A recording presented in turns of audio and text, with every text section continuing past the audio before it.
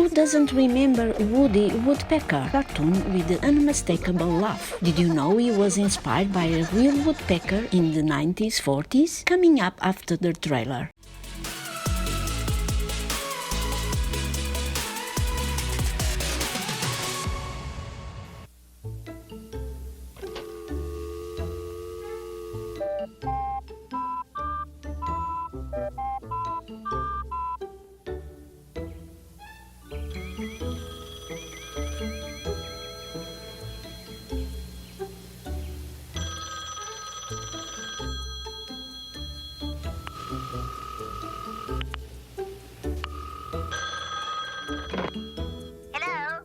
Hello, Woody. This is Walter Lance. Oh, hello, boss. What's up?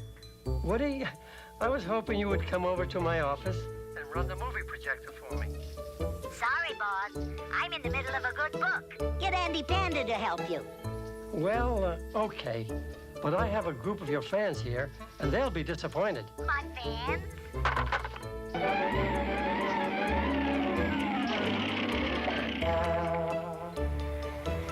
Woody, are you still there? Here I am. Woody! Boss, I never let my fans down. Now, what's this film about? It's all about you and me, Woody. Well, what are we waiting for? Fasten your seatbelt, and away we go.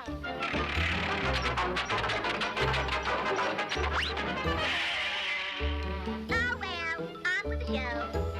Universal and I decided that we needed another new star. Me. A big star. Me. Someone kooky, crazy, and colorful. Me, me, me. So we went back to the drawing boards, and in 1940, we introduced our biggest star. Guess who? We put Woody Woodpecker in a cartoon with Andy Panda because we weren't sure he could act.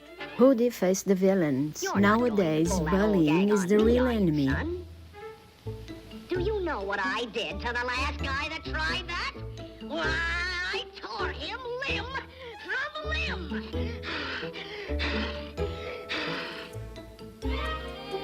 Can you imagine? They thought I couldn't act. And to our surprise, During Walter Lance and his wife Grace Statsford's honeymoon, a woodpecker started pecking loudly on the cabin roof they were staying in. The annoying noise caught Grace's attention, and she suggests her husband make a cartoon character based on the birds, and Walter Lance loved the idea. Everybody thinks I'm crazy. Yes, sir, that's me, that's me. That's what I'm cracked up to be. I chop a hole in every tree. Knock on wood. Oh, well, knock on the wood. So I'm crazy, so what can I do? So are you. Here I am in an early picture. Yeah, was I gruesome. in that first series, Woody, there was just one thing you were after. Food! Sometimes I was staring hunger right in the face.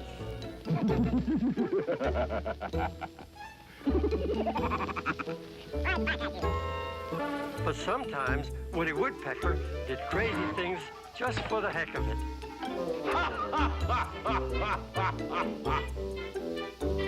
Throw the ball back to Papa Junior. Here it comes, Papa.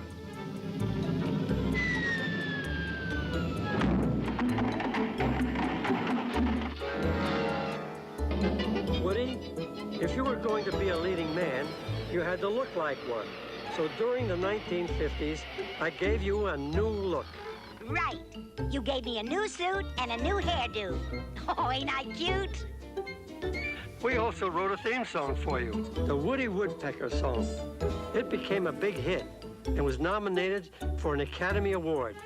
Finally, we added a finishing touch. What was that, boss? I decided that you needed a new voice.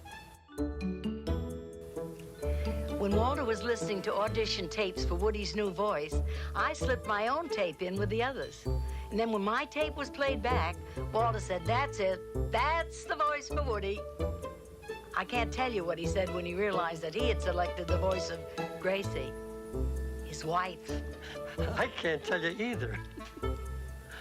But I gave the job to Gracie after all. Her years of performing in theater, films, and radio made her the best choice.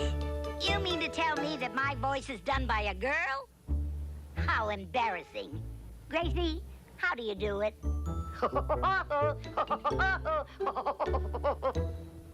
Today, Woody Woodpecker is a big star around the world, in movies, television, and comic books. Hockey Huckspet? Who's that? That's you. That's what you're called in Sweden. In Mexico, you're El Pájaro Loco. In France, you're Pico. In Italy, you're called Picchiarello.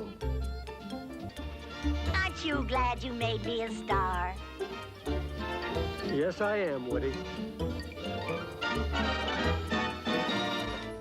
Woody may be a cartoon star, but real woodpeckers are amazing too. Look who came to visit me.